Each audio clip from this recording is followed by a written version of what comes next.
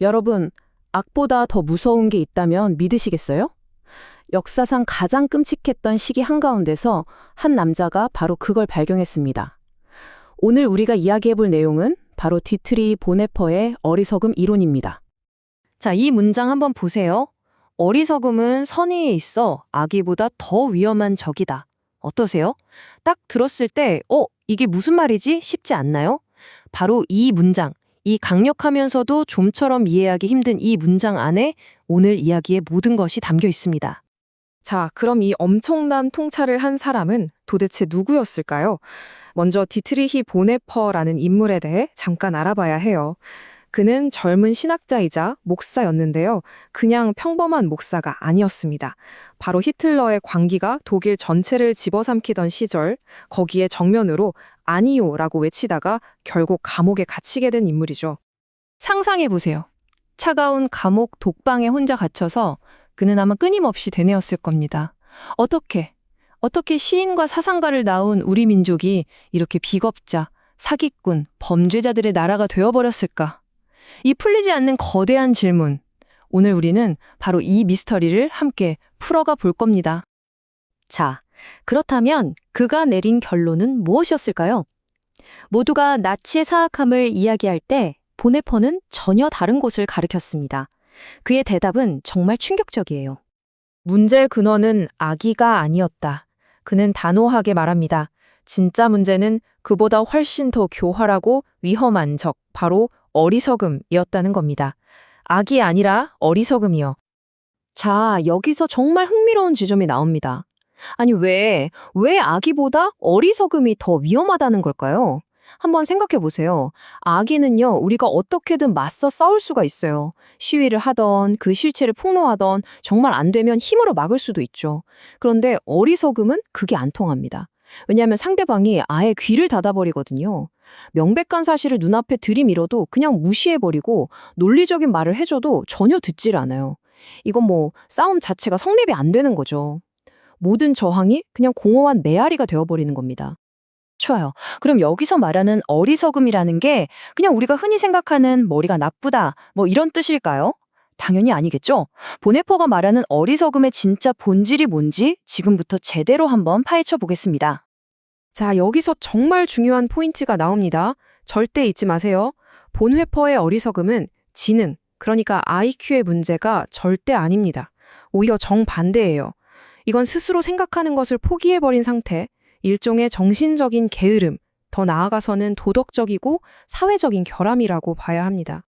이 특징들을 하나씩 뜯어보면 그 의미가 더 분명해져요. 보세요. 이건 지능이 아니라 인격의 문제래요. 그러니까 명문대를 나온 아주 똑똑한 사람도 얼마든지 어리석어질 수 있다는 거죠. 왜냐?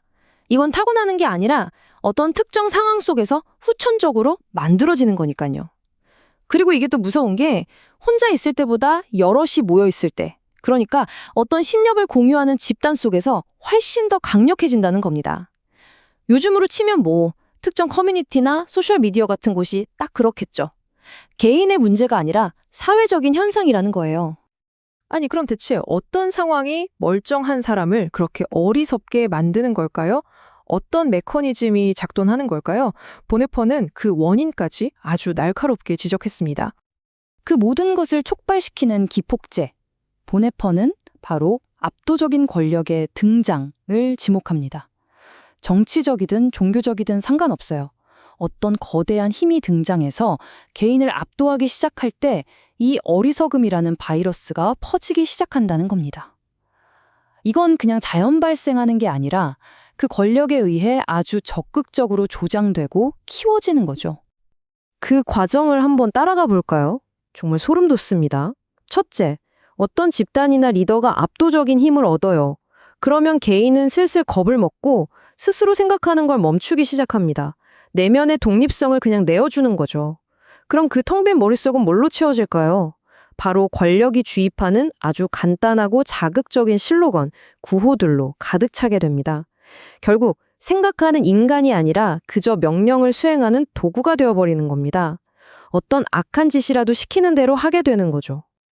네, 더 이상 온전한 한 명의 사람이 아닌 겁니다. 그냥 도구일 뿐이죠. 마치 최면에 걸린 것처럼 눈이 멀고 귀가 막힌 채 권력에 의해 휘둘리고 있을 뿐이에요. 자신이 지금 무슨 짓을 하는지, 그게 얼마나 끔찍한 일인지 전혀 깨닫지 못한 채 말이죠. 그렇다면 방법은 없는 걸까요? 이 끔찍한 주문에서 깨어날 방법은 정말 없는 걸까요? 다행히 보네퍼는 단 하나의 해법을 제시합니다. 다만 이게 우리가 생각하는 것과는 좀 다를 수 있어요. 그의 해법은 아주 단호하고 명확합니다. 바로 해방입니다. 여기서 중요한 건 교육이나 설득이 아니라는 거예요. 아무리 옳은 말을 해주고 가르치려고 해도 소용없다는 겁니다. 오직 해방만이 유일한 길이라고 말하죠. 이게 이 이론의 가장 핵심적인, 그리고 어쩌면 가장 받아들이기 힘든 부분일지도 모릅니다. 자, 이 해방의 논리가 뭐냐면요. 첫째, 아까 말했듯이 이미 어리석음에 빠진 사람을 붙잡고 토론하거나 설득하려는 건 그냥 시간 낭비라는 거예요. 벽에 대고 얘기하는 거나 마찬가지죠. 둘째, 그래서 진짜 중요한 건 뭐냐? 그 사람의 내면을 바꾸려면 먼저 그를 억압하고 있는 외부의 권력 구조가 무너져야 한다는 겁니다. 그를 조종하던 힘에서 외부적으로 먼저 해방이 되어야 그제야 비로소 내부적으로 스스로 생각할 힘을 되찾을 수 있다는 거죠. 이제 우리는 이 이론을 만든 사람, 보네퍼 자신의 이야기로 돌아가야 합니다. 그의 비극적인 마지막은 이 이론에 훨씬 더 깊은 무게를 더해주거든요. 그리고 그가 우리에게 남긴 유산이 무엇인지 생각해봐야 합니다. 2. 여기 보이는 이 숫자 2, 이건 그냥 숫자가 아닙니다. 이건 보네퍼라는 한 인간의 운명과 그가 평생을 바쳐 쌓아올린 이 이론 전체에 지울 수 없는 낙인처럼 찍힌 비극적인 시간입니다. 단 2주. 그가 갇혀있던 강제 수용소가 해방되기 정말 딱 2주 전인 1945년 4월 9일 디트리 보네퍼는 처형당했습니다. 그토록 간절히 말했던 외부로부터의 해방을 정말 코앞에 두고서요. 이보다 더 끔찍하고 비극적인 아이러니가 또 있을까요? 결국 그의 삶 자체가 우리에게 보여주는 것 같아요. 행동이라는 건 그냥 머릿속 생각에서 나오는 게 아니라는 걸요. 내가 한 선택에 대해 온전히 책임을 질 준비, 바로 그 각오가 섰을 때 비로소 진짜 행동이 시작되는 겁니다. 그리고 이 말은 마치 우리 모두의 멱살을 잡고 묻는 것 같습니다. 한 사회의 도덕성에 대한 궁극적인 시험은 그 사회가 자녀들에게 어떤 세상을 남겨주는가에 있다. 여러분, 우리는 지금 다음 세대에게 어떤 세상을 물려주고 있나요? 스스로 생각하는 힘을 길러주는 사회에 있나요? 아니면 점점 더 생각하지 않는 어리석은 사회인가요? 그래서 마지막으로 이 질문을 여러분께 던지면서 마무리하고 싶습니다. 온갖 정보와 영향력이 홍수처럼 우리를 덮치는 이 시대에 우리는 과연 어떻게 우리 내면의 독립성을 스스로 생각하는 힘을 지켜낼 수 있을까요? 수십 년 전 감옥에서 울려 퍼졌던 보네포의 이 경고, 어쩌면 그건 과거가 아니라 바로 지금 우리를 향한 가장 절실한 외침은 아닐까요?